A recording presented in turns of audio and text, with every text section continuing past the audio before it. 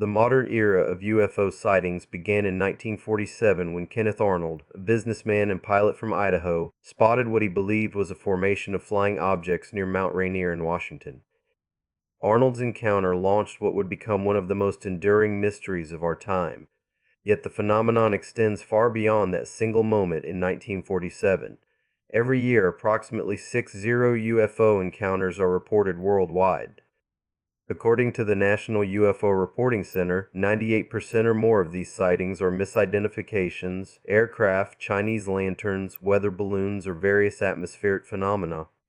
What remains are the truly unexplained cases that have puzzled researchers, military officials, and scientists for over 7 decades. The oldest known photograph of a UFO was captured in 1870 at Mount Washington, New Hampshire. This stereo photograph shows a large, oblong object flying against a cloud background. The use of stereo photography makes manipulation extremely difficult, and the 1870 date predates both the term UFO and any digital editing technology. The object appears massive and demonstrates clear flight capabilities. No additional information about the photographer or circumstances exists due to the early date, making this image one of the most mysterious pieces of visual UFO evidence ever documented. During the 1890s, newspapers across America reported sightings of mysterious airships. These phantom airships represented a wave of UFO encounters that began in the western United States in late 1896 and spread eastward through 1897. According to archived newspaper reports from the Sacramento Bee and San Francisco Call, witnesses described cigar-shaped craft comparable to dirigibles, often observed at night displaying unusual lights. More detailed accounts included reports of humanoid pilots, with some alleged crew members claiming to be from Mars. The mystery became so widespread that Thomas Edison issued a public statement in 1897 denying any involvement in creating secret aircraft. One of the most documented cases from this era occurred in Aurora, Texas. On April 17, 1897, the Dallas Morning News published a report by correspondent Aurora Hayden describing a cigar-shaped airship that allegedly crashed into Judge J.S. Proctor's windmill at approximately 6:00 a.m. on April 15, 1897, according to the article Army Signal Service Officer T.J. Weems from Fort Worth examined the wreckage and determined the pilot was not of this world. The entity was reportedly buried with Christian rites at Aurora Cemetery, where a Texas Historical Commission marker still acknowledges the incident. The story gained additional credibility through Mr. Brawley Oates, who purchased Judge Proctor's property around 1935. According to local residents interviewed by UFO researcher Jim Mars in the 1970s, Oates cleaned debris from the well beneath the damaged windmill to use it as a water source. Oates later developed severe arthritis, which he attributed to contaminated water from the crashed object's remains. He sealed the well with concrete and built an outbuilding over it. The Aurora Cemetery still contains the alleged alien burial site, though county officials prohibit excavation. In 1973, UFO investigators found metal fragments near the Aurora crash site. Analysis by North Texas State University revealed the metal contained aluminum and iron in an unusual composition. However, skeptics note that aluminum was extremely rare and expensive in 1897, making its presence in alleged 1897 wreckage suspicious. The case remains unresolved, with believers and skeptics offering competing explanations for the physical evidence. On April 12, 1941, near Cape Girardeau, Missouri, Reverend William Huffman received an emergency call to provide last rites for airplane crash victims. A car arrived at his house, and they drove approximately 18 miles outside Cape Girardeau toward the Chaffee area. Upon arrival, Reverend Huffman discovered not an airplane crash, but a classic silver disc-shaped craft that had started a fire in a local farmer's field. Police and firefighters were already on scene, extinguishing the blaze. According to the account later provided by Huffman's granddaughter Charlotte Mann in the late 1970s, the Reverend observed 2 dead alien bodies and one that appeared to be dying. The craft had a torn side panel, allowing Huffman to see inside where he noticed strange hieroglyphic markings, unusual control panels with bizarre knobs and dials, and wiring unlike any terrestrial technology. Before Huffman could perform any religious ceremony, military personnel from Sikeston Army Airfield arrived, cordoned off the area, and swore all witnesses to secrecy. Several photographs were allegedly taken that night showing military personnel holding one of the alien bodies. Charlotte Mann claimed she saw these photographs and that they were kept by family members in the area. Despite extensive searches by UFO researchers, the photographs have never been recovered.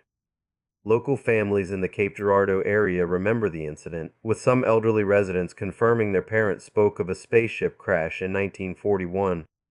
The story gained wider attention when Charlotte Mann provided what she described as her grandfather's deathbed confession, documenting his account of the encounter. The Federal Bureau of Investigation investigated similar crash reports during this period. According to FBI documents released under the Freedom of Information Act, the Bureau received multiple reports of unusual aircraft crashes in Missouri and surrounding states between 1940 and 1942. However, most files remain classified or heavily redacted, preventing verification of the Cape Girardeau incident. Less than 3 months after Pearl Harbor brought the United States into World War II, Los Angeles became the site of one of the most dramatic UFO encounters ever photographed. On February 25, 1942, the Battle of Los Angeles began at approximately 2:25 a.m. when radar operators detected unidentified aircraft approaching the California coast. Air raid sirens sounded throughout Los Angeles County, and a complete blackout was ordered. At 3:16 a.m., anti-aircraft batteries opened fire on what military officials believed were Japanese aircraft. Over 1,400 rounds of ammunition were fired during the hour-long barrage. The Los Angeles Times published a dramatic photograph on February 26, 1942, showing searchlights focused on an object in the sky. The photograph clearly displays what appears to be a disc-shaped craft caught in the intersecting beams of multiple searchlights. 5 civilians died during the incident, 3 in automobile accidents during the chaos, and 2 from heart attacks attributed to the stress of the bombardment. Several buildings and vehicles sustained damage from falling shell fragments. Despite the massive anti-aircraft response, no enemy aircraft were shot down, and no wreckage was ever recovered. The incident received front-page coverage across the Pacific coast and throughout the nation. Initially, military officials claimed Japanese aircraft had penetrated Los Angeles airspace. However, the next day, Secretary of the Navy Frank Knox dismissed the event as a false alarm caused by war nerves in unidentified aircraft, possibly civilian planes. The Army maintained that enemy aircraft were involved, creating an inter-service disagreement that was never resolved. In 1983, the Office of Air Force History concluded the incident was caused by meteorological balloons released by the military, combined with wartime anxiety. However, this explanation fails to account for the clearly defined object visible in the Los Angeles Times photograph. The object's structured appearance and apparent solidity suggest something more substantial than a weather balloon. General George Marshall, Army Chief of Staff, sent a confidential memorandum to President Roosevelt on February 26, 1942, stating that unidentified aircraft had indeed appeared over Los Angeles. The memo, declassified in 1974, confirmed that at least one unidentified object was involved, though its origin remained unknown. The Battle of Los Angeles remains one of the most extensively documented UFO encounters, with official military confirmation of unknown aircraft over a major American city. Kenneth Arnold's encounter on June 24, 1947, transformed UFO phenomena from isolated incidents into a global obsession.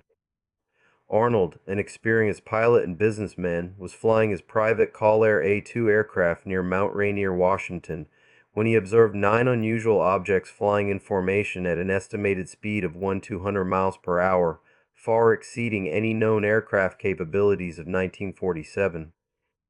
Arnold described the objects as moving like a saucer skipping across water, inadvertently coining the term flying saucer. He estimated each object was approximately 45 to 50 feet in length and observed them for nearly 3 minutes as they flew between Mount Rainier and Mount Adams. The objects maintain perfect formation while demonstrating flight characteristics impossible for conventional aircraft. Upon landing in Yakima, Washington, Arnold immediately reported his sighting to the FBI and aviation authorities. His account was published in newspapers nationwide, triggering a wave of similar reports across the United States. Within 2 weeks, over 850 UFO sightings were reported to authorities, creating what researchers now call the 1947 UFO wave. The military initially took Arnold's report seriously. Lieutenant Frank Brown and Captain William Davidson from Hamilton Army Airfield interviewed Arnold and examined his aircraft for any equipment malfunctions that might explain the sighting. They found no technical problems and deemed Arnold a credible witness. However, both officers died in a suspicious aircraft crash shortly after their investigation, fueling conspiracy theories about government cover-ups. Arnold's credibility was enhanced by his reputation as an experienced pilot and successful businessman. He had over 40 hours of flight time and was actively involved in search and rescue operations. The FBI file on Arnold, released decades later, describes him as reliable and sincere. Arnold maintained his account throughout his life, never wavering from his original description despite intense scrutiny and ridicule. The Arnold sighting established the template for modern UFO encounters: credible witnesses, impossible flight characteristics, and official interest followed by dismissal. It marked the beginning of the contemporary UFO era and set the stage for what will become the most famous UFO incident in history, the Roswell crash just 3 weeks later. On July 8, 1947, the Roswell Army Airfield issued a press release that would ignite 7 decades of controversy. Public Information Officer Lieutenant Walter Haut announced that the 509th Composite Group had recovered a flying disc from a ranch near Roswell, New Mexico. The next day, the military retracted the statement, claiming the debris was merely a weather balloon. This reversal marked the beginning of what many consider the most significant UFO cover-up in history. The incident began when rancher William Mack Brazel discovered strange debris scattered across his property approximately 75 miles northwest of Roswell. The material was unlike anything Brazel had seen: metal fragments that were lightweight yet incredibly strong, featuring unusual properties such as shape memory. When bent or crumpled, the material would return to its original form. Some pieces displayed hieroglyphic-like markings that defied identification. Major Jesse Marcel, intelligence officer for the 509th Composite Group, supervised the debris recovery. Marcel later described the material as "not of this world" in interviews conducted during the 1970s. He stated that despite his extensive military experience with aircraft and weapons, he had never encountered anything similar to the Roswell debris. Photographs show Marcel posing with weather balloon materials, which he later claimed were substituted for the real debris to support the military's cover story. The military's explanation satisfied public curiosity for 30 years, until physicist and nuclear scientist Stanton Friedman began investigating the incident in 1978. Friedman's research led him to Jesse Marcel, who still lived in Louisiana and was willing to discuss his role in the recovery operation. Marcel's revelations prompted a comprehensive investigation that uncovered dozens of military and civilian witnesses. Don Schmidt and Kevin Randall conducted extensive interviews with Roswell witnesses throughout the 1980s and 1990s. Their research revealed that multiple crash sites were involved, with the main debris field on the Foster Ranch and a second site containing what witnesses described as an intact craft and alien bodies. Several military personnel, including mortician Glenn Dennis and nurse Naomi Self, reported being contacted to assist with non-human remains. Colonel William Blanchard, commanding officer of the Roswell Army Airfield, ordered the initial press release after being briefed by Major Marcel. Blanchard's decision to announce the flying disc recovery suggests he considered the debris significant enough to risk his military career. Blanchard later achieved the rank of 4-star general, indicating the incident did not damage his military standing despite its controversial nature. In 1994, the military released the Roswell Report: Fact vs. Eyes, fiction in the New Mexico desert, acknowledging that the weather balloon explanation was false. The military revealed that the debris came from a classified project called Project Mogul, designed to detect Soviet nuclear tests using high-altitude balloons carrying sensitive acoustic equipment. However, this explanation fails to address witness accounts of alien bodies or the unusual properties of the recovered material. Roswell became a cultural phenomenon, transforming a small New Mexico town into a UFO tourism destination. The International UFO Museum and Research Center, established in 1991, attracts over 200 visitors annually. The incident has inspired countless books, documentaries, and films, cementing its place in popular culture. However, beyond entertainment value, Roswell represents a watershed moment in government UFO policy, the first instance where official acknowledgement was immediately followed by denial and disinformation. Recent developments have added new dimensions to the Roswell story.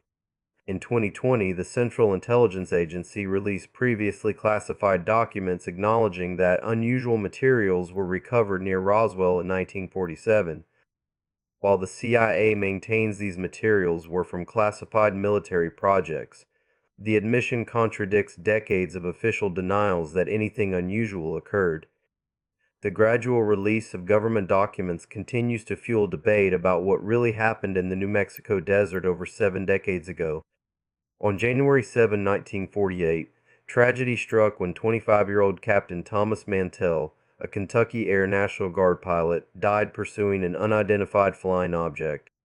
The incident began when multiple witnesses, including Kentucky State Police and military personnel at Godman Army Airfield, reported a large metallic object hovering near Fort Knox. The object was described as approximately 250 feet in diameter with a metallic dome. At 1:45 p.m., three P-51 Mustang fighters were diverted to investigate the object. Captain Mantell led the formation, accompanied by Lieutenants Albert Clements and Hammond. As they climbed toward the object, which was estimated at 22 feet altitude, Clements and Hammond fell behind due to fuel concerns. Mantell continued alone, radioing his final transmission. The object appears to be metallic and of tremendous size. I'm still climbing. I'm trying to close in for a better look. At approximately 3:15 p.m., Mantell's aircraft was observed in a steep dive before crashing on a farm near Franklin, Kentucky. Witness reports describe the P-51 breaking apart during its descent. Mantell's body was found in the wreckage, and the cause of death was determined to be a broken neck sustained during the crash. The aircraft's clock stopped at 3:18 p.m., marking the exact time of impact. The military initially claimed Mantell had been chasing the planet Venus, an explanation that proved astronomically impossible since Venus was not visible during daylight hours on January 7, 1948. Project Blue Book later concluded that Mantell had pursued a Navy skyhook balloon, part of a classified high-altitude research program. However, Navy records indicate no skyhook balloons were airborne in Kentucky on that date. Captain Edward Ruppelt, the first director of Project Blue Book, identified the Mantell incident as one of three classic UFO cases that shaped public perception of the phenomenon. The death of a military pilot while pursuing a UFO introduced a darker element to UFO encounters, suggesting these objects might pose a genuine threat to human safety. Witnesses at Godman Army Airfield tracked the object on radar and through binoculars for several hours. Control Tower Operator Technical Sergeant Quentin Blackwell described the object as very white and about one-fourth the size of the full moon. Base Commander Colonel Guy Hicks personally observed the object through binoculars, reporting it appeared solid and remained stationary for extended periods. The Mantell incident marked a significant shift in military UFO policy. Prior to January 7, 1948, military personnel were encouraged to pursue unidentified aircraft for identification purposes.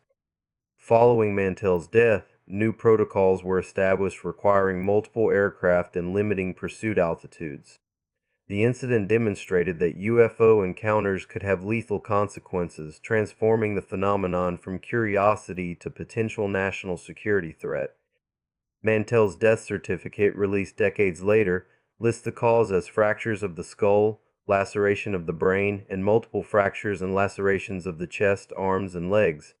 Medical examiners found no evidence of hypoxia or other physiological factors that might have caused Mantell to lose consciousness. The official cause of the crash remains controlled flight into terrain, though the reason for Mantell's sudden dive was never determined.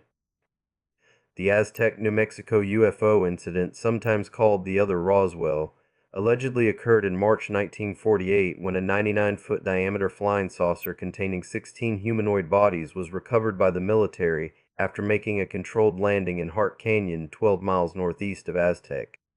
The story was first published by entertainment columnist Frank Scully in his 1950 book Behind the Flying Saucers, based on information from two men identified as Dr. G and Mr. G. Bauer. According to Scully's account, the craft was discovered intact with no visible damage, suggesting a controlled landing rather than a crash. The occupants were described as 36 to 42 inches tall, weighing approximately 40 pounds each, and appeared humanoid but with several distinct differences from Homo sapiens. All 16 beings were reportedly deceased when military personnel arrived at the scene. Scully claimed his sources revealed that the craft operated on magnetic principles and contained concentrated food wafers, heavy water for drinking, and that every dimension of the craft was divisible by 9. The alleged recovery team was led by scientists from government research facilities, with the craft and bodies subsequently transported to Wright-Patterson Air Force Base for analysis. In the late 1970s, UFO researcher Leonard Stringfield reported additional details about the Aztec incident, claiming it was one of multiple craft recovered by the U.S. military during the late 1940s. Stringfield's sources described the craft as constructed from materials impervious to extreme heat, with some panels requiring specialized cutting tools for access. The interior reportedly contained incomprehensible technology featuring control systems unlike anything in human aerospace engineering. Skeptical investigations revealed that Scully's primary sources, identified as Newton and Giebauer, were actually Silas Newton and Leo Giebauer, both later convicted of petroleum investment fraud. Critics argue that the Aztec story was fabricated to support Newton's claims of possessing alien technology for oil detection purposes. However, believers maintain that the debunking of Newton and Giebauer doesn't necessarily invalidate the underlying incident. Recent research by Scott and Suzanne Ramsey has uncovered previously unknown witnesses and documentation supporting aspects of the Aztec story. Their investigation identified military personnel who confirmed unusual activity in the Hart Canyon area during March 1948, including road closures and heavy equipment transportation. Local residents reported seeing military convoys and helicopter activity unusual for the remote location. The FBI investigated Silas Newton in connection with petroleum fraud schemes, and released documents show the Bureau was aware of Newton's UFO claims. While the FBI files don't confirm the Aztec incident, they demonstrate government interest in Newton's activities and statements about recovered alien technology. In 2013, an FBI memo surfaced that some researchers claimed supported the Aztec story. The memo, known as the Hotel Memo, described 3 crashed flying saucers in New Mexico containing small beings. However, the FBI quickly clarified that the memo was uncorroborated hearsay that was never investigated, effectively dismissing its value as evidence. The Aztec incident remains controversial within the UFO research community.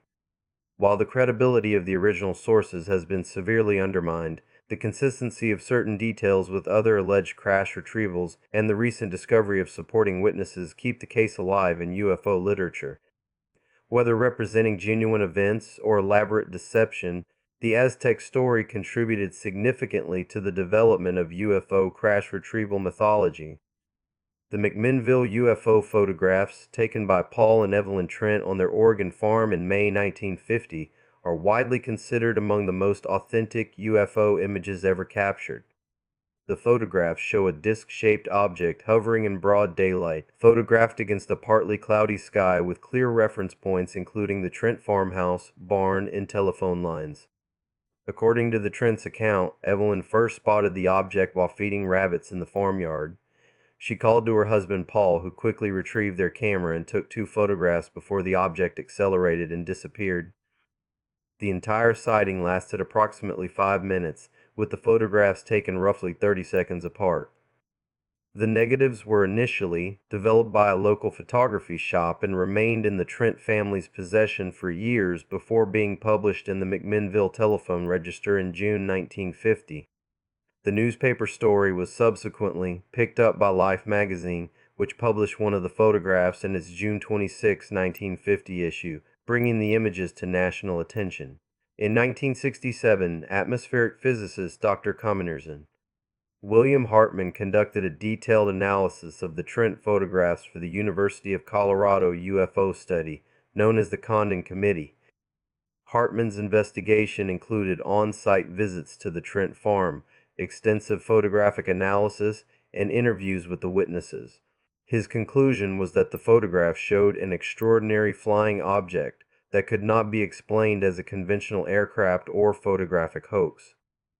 Dr. Bruce Maccabee, an optical physicist for the U.S. Navy, performed additional analysis of the photographs in 1975 after locating the original negatives. Maccabee's densitometric measurements and photometric analysis supported Hartman's findings, concluding that the object was at substantial distance from the camera rather than a small model suspended nearby.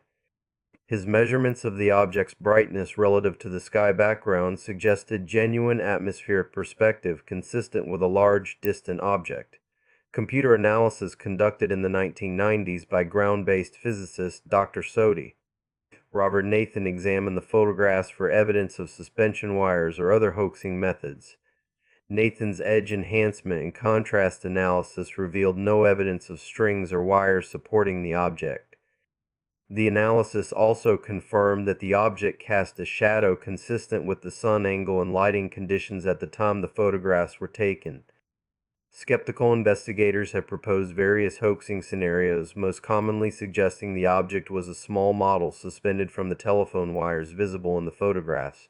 However, this theory faces several challenges. The object appears to be positioned behind the telephone lines based on photographic sightline analysis, and no supporting wire is visible despite the high contrast enhancement techniques applied to the images. Philip Klass, a prominent UFO skeptic, argued that the photographs could have been hoaxed using a truck mirror suspended from the telephone wires. However, Klass's theory requires several assumptions about photographic techniques and timing that other analysts consider implausible. The object's appearance and lighting characteristics don't match those expected from a convex mirror under the lighting conditions present when the photographs were taken. Paul and Evelyn Trent maintained throughout their lives that the photographs were genuine and that they had no knowledge of photographic hoaxing techniques. Both were described by neighbors and investigators as honest, hard-working farmers with no apparent motivation for creating a UFO hoax. Paul Trent died in 1998 and Evelyn in 1997, both insisting until their deaths that the sighting was real. The McMinnville UFO Festival, established in 1999, has become the second largest UFO festival in the United States after Roswell. The annual event attracts thousands of visitors to McMinnville, featuring speakers, exhibits, and tours of the original Trent farm. The festival's success demonstrates the enduring fascination with the Trent photographs and their impact on UFO culture. Recent digital analysis using modern photographic enhancement techniques continues to support the authenticity of the Trent photographs. The consistency of lighting, shadows, and atmospheric effects throughout both images suggests they represent genuine photographic documentation of an unidentified flying object over rural Oregon in 1950. The Lubbock Lights phenomenon began on August 25, 1951, when 3 Texas Technological College professors observed 20 to 30 bright lights flying in formation over Lubbock, Texas. The witnesses, Dr. A.G. Oberg, a chemical engineer, Dr. Argy, W.L. Ducker, department head and petroleum engineer, and Dr. W.I. Robinson, a geologist, were sitting in Dr. Robinson's backyard when they observed the lights pass overhead in a matter of seconds. The professors immediately ruled out meteors, aircraft, or other conventional explanations. The lights appeared to be as bright as stars but larger, flying in a perfect semicircular formation at tremendous speed. As the men discussed what they had witnessed, a second identical formation appeared, following the same path as the first group of lights. Following publication of their account in the Lubbock Avalanche Journal, additional witnesses came forward. 3 women reported seeing similar flashing lights on the same night, and Dr. Karl Heminger, a German professor at Texas Tech, confirmed he had observed the objects. The head of the college's journalism department also reported a sighting, lending additional academic credibility to the reports. On September 5, 1951, the 3 original witnesses, along with 2 other professors, observed the lights again from Dr. Tercey, Robinson's front yard. Dr. For Grayson Mead described the lights as about the size of a dinner plate and greenish blue, slightly fluorescent in color. The witnesses counted approximately 12 to 15 circular lights that maintained perfect formation while traveling at extraordinary speed. The September 5 sighting allowed the professors to make calculations about the object's altitude and speed. When the formation passed above a thin cloud layer at approximately 20 feet, the witnesses determined the lights were traveling at over 600 miles per hour. This speed far exceeded any conventional aircraft capabilities in 1951, particularly for objects flying in such precise formation. Texas Tech student Carl Hart Jr. photographed the Lubbock lights on August 30, 1951, creating the most famous visual evidence of the phenomenon. Hart's photographs show a V-shaped formation of lights against a dark sky, captured from his parents' backyard in Lubbock. The images were published in newspapers nationwide and remain among the most recognizable UFO photographs ever taken. The U.S. Air Force investigated the Lubbock lights under Project Blue Book, with Captain Edward Ruppelt personally traveling to Lubbock to interview witnesses. Ruppelt's investigation confirmed that the witnesses were credible academics with no apparent motivation for fabricating a hoax. However, the Air Force concluded that the lights were caused by a natural phenomenon, though they refused to reveal their explanation to protect the identity of the scientists who provided it. Later investigations suggested the lights might have been plovers, a type of bird with their white breast feathers reflecting city lights as they flew overhead. However, this explanation faces several challenges. The light's precise formation flight, their apparent size and brightness, and their estimated speed of 600 miles per hour are inconsistent with bird behavior and capabilities. Alternative explanations have included secret military aircraft tests, atmospheric phenomena, and extraterrestrial visitation. The Reese Air Force Base, located near Lubbock, was conducting training exercises during the period, leading some researchers to speculate that the lights were related to classified military activities. However, no military aircraft in 1951 could match the flight characteristics observed by the witnesses. The Lubbock Lights phenomenon extended beyond the Texas sightings, with similar formations reported across the southwestern United States during late 1951. Reports from Albuquerque, New Mexico, and other locations described identical V-shaped light formations traveling at high speed, suggesting a widespread phenomenon rather than isolated local occurrences. Modern analysis of the Hart photographs using digital enhancement techniques has revealed additional details about the light formations. The enhanced images show consistent internal structure within the lights and uniform spacing between objects, supporting witness accounts of organized, controlled flight patterns rather than random natural phenomena. The 1952 Washington, D.C. UFO incident represents the most significant breach of restricted airspace in American history. Beginning on July 19, 1952, unidentified objects appeared on radar screens at Washington National Airport and Andrews Air Force Base, demonstrating flight capabilities that defied conventional understanding of aerodynamics and propulsion. At 11:40 p.m. on July 19, air traffic controller Edward Nugent spotted 7 objects on his radar scope located 15 miles south-southwest of Washington, D.C.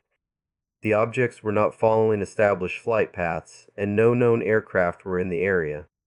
When Nugent called his supervisor, Harry Barnes, both men watched the objects perform impossible maneuvers on the radar display. Barnes later wrote, "We knew immediately that a very strange situation existed. Their movements were completely radical compared to those of ordinary aircraft. The objects accelerated instantly from stationary positions to speeds exceeding 70 miles per hour, made sharp 90-degree turns without deceleration, and hovered motionless for extended periods. These flight characteristics exceeded any known technology in 1952.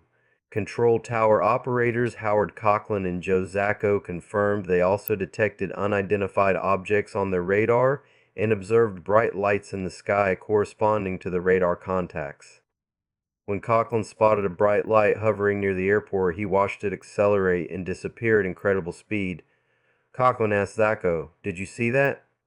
"What the hell was that?" The objects moved over some of the most sensitive locations in America, including the White House and the United States Capitol.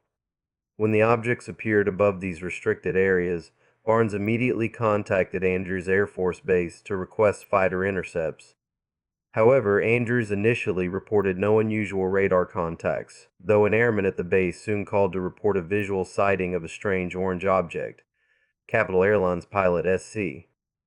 Pierman, waiting for takeoff clearance, observed 6 white, fast-moving lights over a 14-minute period. Pierman maintained radio contact with Barnes during the sighting, and Barnes confirmed that each visual observation corresponded with a radar contact near Pierman's position. When Pierman reported lights streaking away at high speed, the corresponding radar contact simultaneously disappeared from Barnes's scope. At Andrews Air Force Base, Staff Sergeant Charles Davenport tracked what appeared to be unknown objects on radar while control tower personnel observed an orange-red light performing erratic maneuvers in the southern sky. The light would remain stationary, then make abrupt changes in direction and altitude, repeating this pattern several times. At one point, radar operators at the National Airport Control Tower, and Andrews Air Force Base simultaneously tracked an object hovering over a radio beacon. The most disturbing aspect of the encounter occurred when 2 F-94 Starfire jet fighters arrived from Newcastle Air Force Base in Delaware at 3:00 a.m. All radar contacts vanished immediately upon the fighters' arrival. When the jets departed due to low fuel, the objects returned, convincing Barnes that the UFOs were monitoring radio communications and responding accordingly to military intercepts. The objects remained detectable on radar until 5:30 a.m., demonstrating sustained presence over the nation's capital for nearly 6 hours. The incident received massive media coverage, with newspapers across the country reporting that UFOs had invaded Washington, D.C. The story dominated headlines and evening news broadcasts, creating public concern about national security. A second major incident occurred 1 week later on July 26-27, 1952, following an identical pattern. Objects appeared on multiple radar systems, performed impossible maneuvers, and disappeared when military interceptors arrived. During this encounter, radar operator Albert Chopp observed the objects on his scope while simultaneously watching corresponding lights in the sky through the control tower windows. President Harry Truman personally called Captain Edward Ruppelt, head of Project Blue Book, demanding an explanation for the Washington sightings. The military's response was a press conference on July 29, 1952, where Major General John Samford suggested the radar contacts were caused by temperature inversions, atmospheric conditions that can create false radar returns. However, the temperature inversion explanation faces significant challenges. Weather data from July 1920 and July 26-27 shows temperature conditions were not conducive to radar reflective inversions. Additionally, temperature inversions cannot account for the visual sightings that corresponded with radar contacts, nor can they explain the object's intelligent response to fighter aircraft arrivals. The Washington, D.C. incidents prompted the largest UFO investigation in Air Force history and led to the establishment of new protocols for UFO encounters. The events demonstrated that unidentified objects could penetrate the most heavily defended airspace in America with impunity, raising profound questions about national security and aerospace capabilities. On November 23, 1953, First Lieutenant Felix Eugene Moncla, Jr.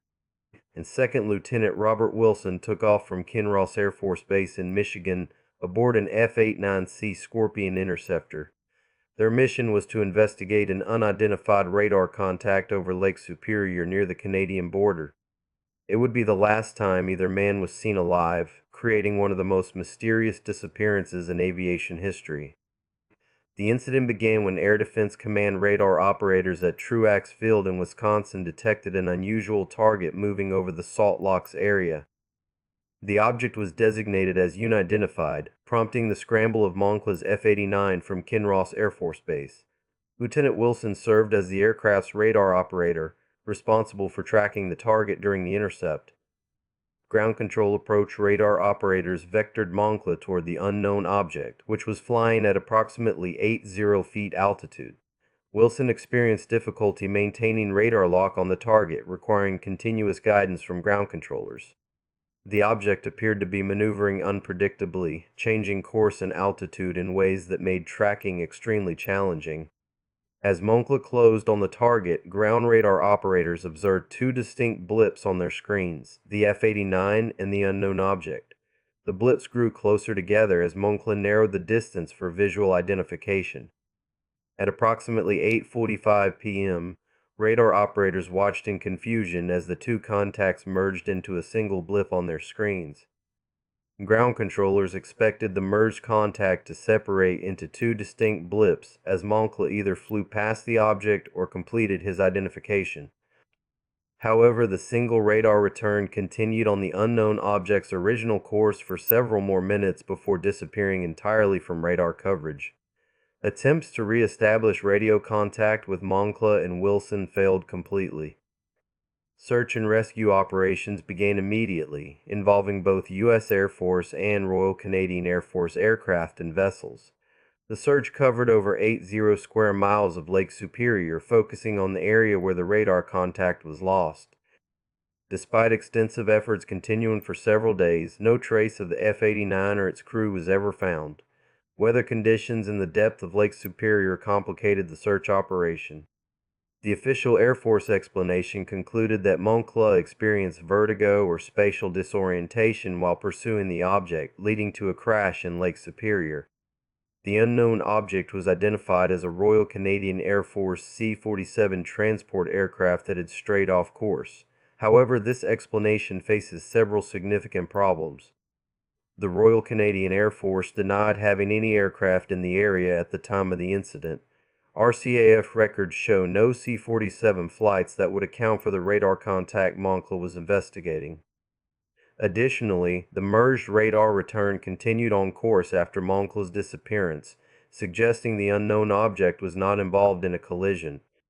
UFO researcher Donald Kehoe obtained radar operator testimony indicating that the unknown object demonstrated flight characteristics inconsistent with any known aircraft.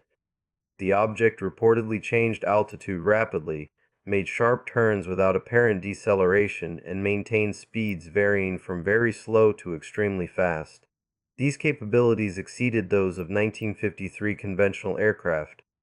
In 1968, the wreckage of an F-89 was reportedly discovered in Lake Superior by a sonar survey team. However, the U.S. Air Force stated that investigation revealed the wreckage was from a different F-89 that crashed in the area during a training exercise. The official position remains that Moncla's aircraft was never located. Recent investigations using advanced sonar and underwater camera technology have renewed interest in the Moncla case. Several expeditions have identified underwater anomalies in Lake Superior that could represent aircraft wreckage. However, the depth and harsh conditions of Lake Superior make detailed investigation extremely difficult and expensive. The Moncla disappearance represents the first documented case of military personnel vanishing during a UFO intercept mission. The incident established a pattern that would be repeated in subsequent years. Military aircraft approaching unidentified objects only to disappear or crash under mysterious circumstances. Whether Moncla encountered mechanical failure, spatial disorientation, or something more extraordinary remains unknown. Betty and Barney Hill's abduction experience became the template for thousands of subsequent alien encounter reports. On the night of September 1920, 1961, the interracial couple was returning to Portsmouth, New Hampshire from a vacation in Niagara Falls and Montreal when they experienced what would become the most famous alien abduction case in history. At approximately 10:30 p.m., while driving south on Route 3 near Lancaster, New Hampshire, Betty noticed a bright point of light moving erratically in the sky. The object appeared to move upward from below the moon, contradicting Betty's initial assumption that she was observing a falling star. As the light grew brighter and larger, Betty convinced Barney to stop at a scenic area south of Twin Mountain for a better look.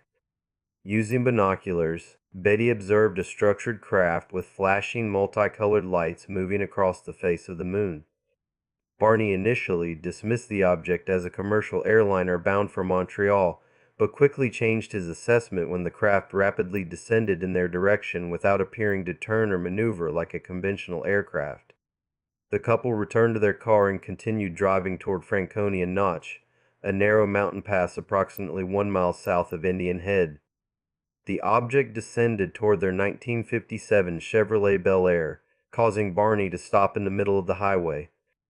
The craft hovered 80 to 100 feet above their vehicle, appearing as large as a pancake and filling the entire windshield field of view. Carrying his pistol, Barney stepped from the car and moved closer to the object. Through binoculars, he observed 8 to 11 humanoid figures looking down at him from windows in the craft. Red lights on wing-like projections began extending from the sides of the object, and a long structure descended from the craft's bottom. Realizing the beings were not human, Barney ran back to the car in a state of near hysteria, shouting to Betty, "They're going to capture us." The couple drove away at high speed while the object repositioned directly above their vehicle. Almost immediately, they heard rhythmic beeping or buzzing sounds that seemed to bounce off their car's trunk. The vehicle vibrated, and both experienced a tingling sensation throughout their bodies. An altered state of consciousness left their minds dulled and their awareness dimmed. A second series of beeping sounds returned the hills to full consciousness, but they discovered they had traveled nearly 35 miles south with only vague, fragmentary memories of the journey. The missing time period lasted approximately 2 hours, during which they had no clear recollection of events. Upon arriving home, they realized their watches had stopped, Betty's dress was torn, and Barney's shoes were scuffed beyond explanation. In the days following the encounter, Betty began experiencing vivid dreams about being taken aboard the UFO and subjected to medical examinations. The dreams were so detailed and disturbing that she eventually sought psychiatric help. Under the care of Boston psychiatrist Dr. Benjamin Simon, both Betty and Barney underwent hypnotic regression to recover their lost memories. The hypnosis sessions, conducted separately to prevent cross-contamination of memories, revealed consistent accounts of abduction and examination. Both recalled being escorted aboard the craft by small humanoid beings with large eyes and gray skin. The entities performed medical procedures including taking skin, hair, and nail samples, as well as conducting reproductive examinations. During her examination, Betty was shown a three-dimensional star map by the alien leader, who asked if she recognized Earth's position. Betty memorized the map as best she could and later drew it from memory. The map showed various stars connected by lines, with the leader explaining that the lines represented trade routes between star systems. Astronomer Marjorie Fish spent years analyzing Betty's star map, comparing it to known stellar positions and relationships. In 1974, Fish concluded that the map accurately depicted the Zeta Reticuli star system as viewed from Earth, showing two sun-like stars that could potentially support planetary systems. The remarkable accuracy of Betty's map provided compelling evidence for the authenticity of her experience. The Hill case introduced several elements that became standard in subsequent abduction accounts: small gray beings with large black eyes, medical examinations focusing on reproductive functions, missing time periods, and post-encounter psychological effects. These common elements, now known as the abduction syndrome, appear consistently in reports from around the world. Skeptics have proposed various explanations for the Hill encounter, including false memory syndrome, sleep deprivation, and contamination from science fiction sources. However, the consistency of the Hill's separate accounts under hypnosis, the accuracy of Betty's star map, and the couple's credibility as witnesses have prevented definitive debunking of their experience. Barney Hill died in 1969 of a brain hemorrhage, while Betty lived until 2004, continuing to speak publicly about their experience. Both maintained until their deaths that the encounter was genuine and that they had been abducted by extraterrestrial beings. The Hill case remains a cornerstone of abduction research and continues to influence UFO investigations decades later. The Pascagoula abduction of October 11, 1973, stands as one of the most credible alien encounter cases on record. Co-workers Charles Hickson, 42, and Calvin Parker, 19, were fishing from a pier on the Pascagoula River in Mississippi when they reported being abducted by extraterrestrial beings. Their account, investigated extensively by law enforcement and UFO researchers, has remained consistent for nearly 5 decades. At approximately 9:00 p.m., Hickson and Parker heard a whizzing sound and observed 2 flashing blue lights approaching their location. An oval-shaped craft, estimated to be 30 to 40 feet across and 8 to 10 feet high, hovered just above the water near their fishing pier. The object emitted a humming sound and displayed rotating lights along its perimeter. 3 beings emerged from the craft and approached the fishermen. The entities were described as roughly humanoid, but with several distinctive features: gray, wrinkled skin with a texture resembling elephant hide, no visible necks, carrot-shaped appendages instead of hands, and slits where normal human facial features would be located. The beings moved without walking, appearing to glide above the ground. According to their account, both men became paralyzed upon seeing the entities, but remained conscious throughout the encounter. The beings took Parker and Hickson aboard the craft, where they were subjected to a detailed physical examination. Hickson described being suspended in midair while a scanning device, resembling an eye on a mechanical arm, moved over his entire body. Parker, who was younger and more traumatized by the experience, initially recalled fewer details but confirmed the basic elements of Hickson's account. Under later hypnosis, Parker revealed additional memories of the examination, including being placed on a table-like surface and having samples taken from his body. The men were returned to the pier after approximately 20 minutes aboard the craft. Both were in a state of shock, with Parker reportedly fainting when the beings released him. Hickson had to steady his younger companion as they watched the object ascend and disappear into the night sky. Initially uncertain whether to report the incident, Hickson and Parker eventually decided to contact the Jackson County Sheriff's Office. Sheriff Fred Diamond and Captain Glenn Ryder interviewed both men, noting their obvious distress and the consistency of their accounts. Suspecting the report might be a hoax, the officers secretly recorded Parker and Hickson's conversation while leaving them alone in the interview room. The secret recording captured the men continuing to discuss their experience in frightened whispers, with Parker saying, "I know they're at us, man. Studying us." This private conversation, never intended for authorities, convinced investigators that the witnesses genuinely believed their account and were not perpetrating a hoax. Dr. J. Alan Hynek, scientific consultant to Project Blue Book, traveled to Pascagoula to investigate the case personally. Hynek interviewed both witnesses and concluded they'd experienced a very real, frightening experience. He was particularly impressed by their emotional responses and the physiological effects they displayed, including elevated stress indicators and signs of genuine trauma. James Harder of the Aerial Phenomena Research Organization also investigated the case, attempting to hypnotize both witnesses to recover additional details. Harder's sessions with Hickson revealed additional information about the craft's interior and the examination procedures, while Parker became too distressed under hypnosis to continue the sessions. The Pascagoula case gained additional credibility when other witnesses came forward reporting unusual lights in the area on the night of October 11. Larry Booth, fishing approximately 2 miles from the Parker-Hickson location, reported seeing a blue flashing object hovering over the river at the same time as the alleged abduction.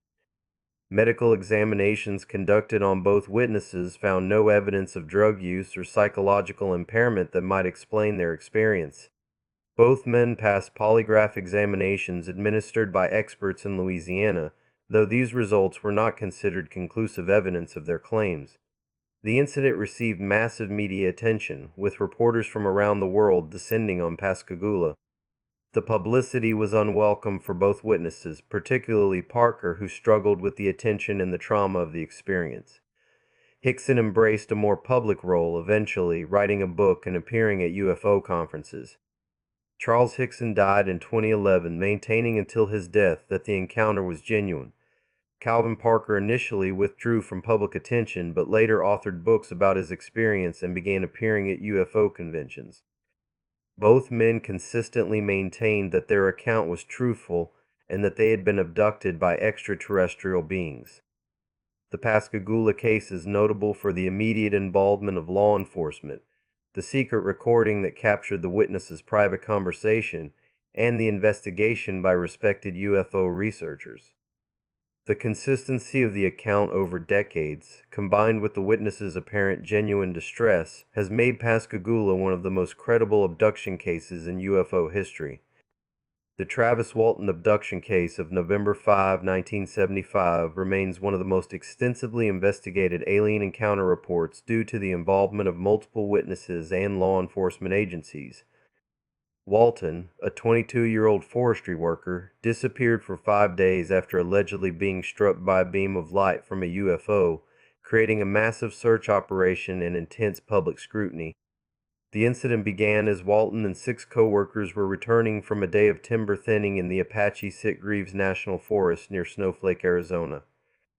At approximately 6:10 p.m., while riding in a truck driven by Mike Rogers, the crew spotted a metallic disc-shaped object hovering approximately 110 feet away above a clearing in the forest. The craft was described as approximately 40 feet in diameter and 8 feet high, glowing with a yellowish light and emitting a high-pitched humming sound. Despite warnings from his co-workers, Walton left the truck and approached the object for a closer look. As he moved within 90 feet of the craft, a brilliant beam of blue-green light struck him, lifting him off the ground and throwing him backward. Terrified by what they witnessed, the remaining 6 workers fled the scene in their truck. After driving approximately a quarter mile, they stopped and debated returning to help Walton. When they returned to the clearing minutes later, both Walton and the UFO had vanished completely, leaving no trace of either. Mike Rogers immediately contacted the Navajo County Sheriff's Office to report Walton's disappearance. Deputy Sheriff Chuck Ellison responded to the scene but found no evidence of Walton or any unusual activity. The remote forest location, approaching darkness, and the bizarre nature of the report complicated the initial investigation. Sheriff Marlon Gillespie organized an extensive search operation involving dozens of volunteers, tracking dogs, and a helicopter. The search covered over 300 square miles of rugged forest terrain over several days, but found no trace of Walton. Suspicion began to focus on the 6 witnesses, with some investigators theorizing that Walton had been murdered and his co-workers had fabricated the UFO story to cover their crime. The 6 workers, Mike Rogers, Alan Dalis, John Goulet, Kenneth Peterson, Steve Pierce, and Dwayne Smith, were all subjected to polygraph examinations administered by Cy Gilson, an experienced examiner with the Arizona Department of Public Safety. 5 of the 6 men passed the polygraph test, with only Alan Dalis receiving an inconclusive result due to his emotional state during the examination. On November 10, 1975, after 5 days of intensive searching, Travis Walton reappeared at a gas station phone booth in Heber, Arizona, approximately 30 miles from the abduction site. Walton called his brother-in-law, Grant Neff, claiming to have just escaped from the UFO and asking for immediate pickup. When Neff arrived, he found Walton in a disoriented, dehydrated condition with several days of beard growth. Walton's account of his experience aboard the craft included detailed descriptions of the alien beings and the ship's interior. He described awakening on a table in a small room, discovering 3 small humanoid entities with large eyes observing him. After a physical confrontation with these beings, Walton claimed he was led by a human-like entity to another area of the craft before losing consciousness again. Doctor of Physical Consciousness again. Joseph Saltz examined Walton immediately after his return and found him to be dehydrated and disoriented, but otherwise physically unharmed. Walton's weight loss was consistent with several days without food, and his general condition supported his claim of having been missing for 5 days. The Walton case attracted national media attention and divided the UFO research community. Supporters pointed to the multiple witnesses, polygraph test results, and extensive law enforcement investigation as evidence of authenticity. Skeptics questioned various aspects of Walton's account and suggested the incident might have been an elaborate hoax motivated by financial gain. Philip Klass, a prominent UFO skeptic, conducted his own investigation and alleged that Walton and Rogers had fabricated the story to escape penalties for failing to complete their forestry contract on schedule. However, this theory failed to explain why 6 men would risk criminal prosecution for filing false police reports to cover a relatively minor contract dispute. The case was adapted into the 1993 film Fire in the Sky, though the movie significantly altered many details of Walton's account for dramatic effect. The film's depiction of violent, invasive medical procedures differed substantially from Walton's original description of his experience, creating confusion about the actual details of his reported encounter.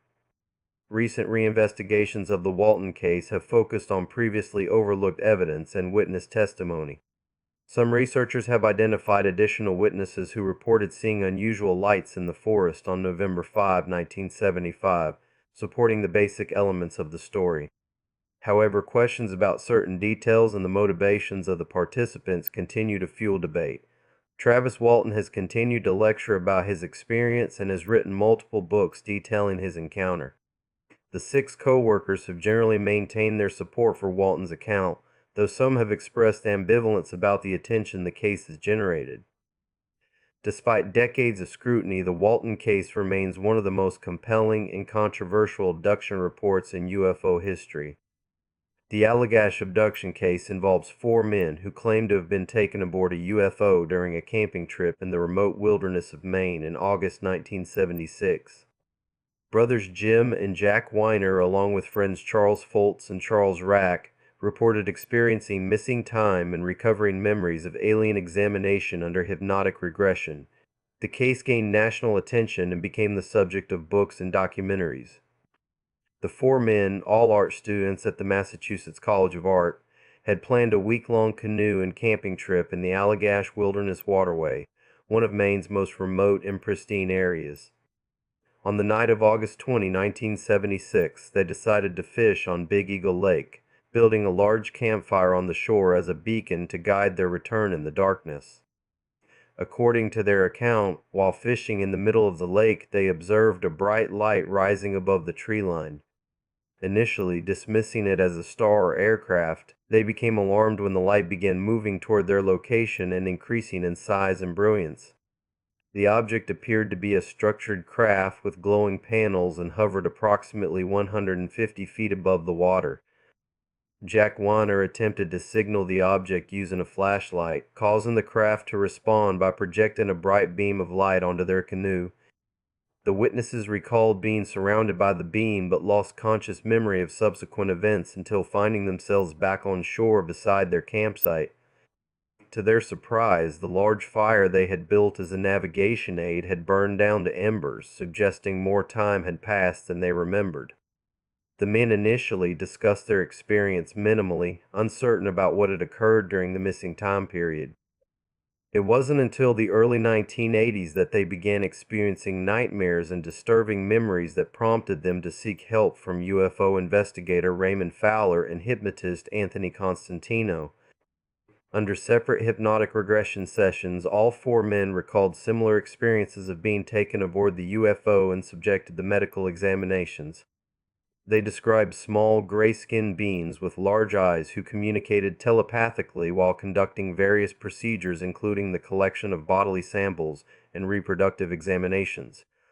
The consistency of their recovered memories, despite being hypnotized separately, impressed investigators. Details about the craft's interior, the appearance and behavior of the entities, and the procedures conducted during the examination showed substantial agreement among the witnesses. This consistency suggested either a genuine shared experience or remarkable coordination in creating false memories. Raymond Fowler, a respected UFO researcher and former NASA employee, conducted extensive investigations of the Allagash case. His research included detailed interviews, background checks on the witnesses, and attempts to verify their accounts through additional evidence. Fowler concluded that the witnesses were credible and had experienced genuine anomalous events. The case gained additional support when the witnesses underwent polygraph examinations administered by professional examiners. All four men passed the lie detector tests, indicating they believed their recovered memories were genuine. However, critics note that polygraph tests measure belief rather than truth and cannot distinguish between real memories and false memories that are genuinely believed. In later years, Charles Rock publicly recanted portions of his story, claiming that while he observed unusual lights during the camping trip, the abduction scenario was fabricated for potential financial gain. Rock's reversal created controversy within the UFO research community and raised questions about the reliability of the other witnesses' accounts. The remaining three witnesses, Jim Weiner, Jack Weiner, and Charles Foltz, have maintained their accounts despite Rack's recantation. They argue that Rack's change of story doesn't invalidate their own experiences and that his motivations for recanting may be personal rather than factual. Dr. Tumdard. David Jacobs, a historian and abduction researcher at Temple University, studied the Allagash case as part of his broader research into alien encounter phenomena. Jacobs noted that the details reported by the witnesses were consistent with patterns observed in other abduction cases, including the focus on reproductive examinations and the entity's apparent interest in human genetics. The Allagash case illustrates both the potential and the problems of recovered memory testimony in UFO research. While the initial consistency of the witnesses' hypnotically recovered accounts was impressive, Rack's later recantation demonstrates the complexity of evaluating such evidence. The case remains studied by researchers as an example of both the possibilities and pitfalls of abduction investigation. Modern analysis of the Allagash case has focused on the psychological and social factors that might influence recovered memory testimony. Research into false memory syndrome and the suggestive effects of hypnosis has raised questions about the reliability of memories recovered through regression techniques, regardless of the sincerity of the witnesses. Despite the controversy surrounding Charles Rack's recantation, the Allagash case continues to be cited by abduction researchers as evidence of extraterrestrial contact. The case demonstrates the challenges inherent in investigating alleged alien encounters and the difficulty of establishing definitive proof for extraordinary claims. The revelation of the Advanced Aerospace Threat Identification Program, AATI-TIP, in December 2017 marked a watershed moment in the government's approach to UFO phenomena. For nearly 5 decades, the U.S. military had maintained that Project Blue Book's closure in 1969 ended official UFO investigations. The exposure of AATI-TIP proved this was false and demonstrated continued government interest in unidentified aerial phenomena at the highest levels. AATIP operated from 2007 to 2012 with an initial budget of $22 million, funded through the Defense Intelligence Agency at the request of Senate Majority Leader Harry Reid. The program was managed by Luis Elizondo, a former military intelligence officer who later became a prominent advocate for UAP disclosure. AATIP's mission involved investigating incidents where unidentified objects demonstrated advanced aerospace capabilities that exceeded known human technology. The program's existence became public through coordinated reporting by the New York Times, Washington Post, and Politico on December 16, 2017. The articles revealed that AATIP had investigated numerous encounters between military personnel and unidentified aerial phenomena, with particular focus on incidents involving nuclear facilities and military aircraft. Accompanying the news reports was the release of 3 videos captured by U.S. Navy pilots aboard FA-18 Super Hornet fighters. The videos, designated FLIR 1, Gimbal, and Go Fast, showed objects performing maneuvers that defied conventional understanding of aerodynamics. The objects demonstrated instantaneous acceleration, high-speed flight without visible propulsion, and the ability to hover and rotate without any apparent flight surfaces. The most significant of these encounters occurred on November 14, 2004, when pilots from the USS Nimitz Carrier Strike Group observed and attempted to intercept an object that became known as the Tic Tac UFO due to its white oblong appearance. Commander David Fravor and Lieutenant Commander Alex Dietrich were conducting training exercises approximately 100 miles southwest of San Diego when they were diverted to investigate unknown radar contacts. E-2 Hawkeye radar operators had been tracking groups of unidentified objects for several days, with the contacts appearing at 80 feet altitude before descending rapidly to sea level. The objects would remain near the surface for hours before ascending back to high altitude and disappearing. On November 14, when two objects descended to low altitude, Fravor and Dietrich were vectored to investigate. Upon arriving at the intercept coordinates, the pilots observed a white, 40-foot-long object with no visible wings, control surfaces, or propulsion systems. The object was hovering approximately 50 feet above churning water that suggested something large was submerged below the surface. When Fravor descended toward the object for closer examination, it rapidly ascended to meet his aircraft before accelerating away at impossible speeds. Fravor later described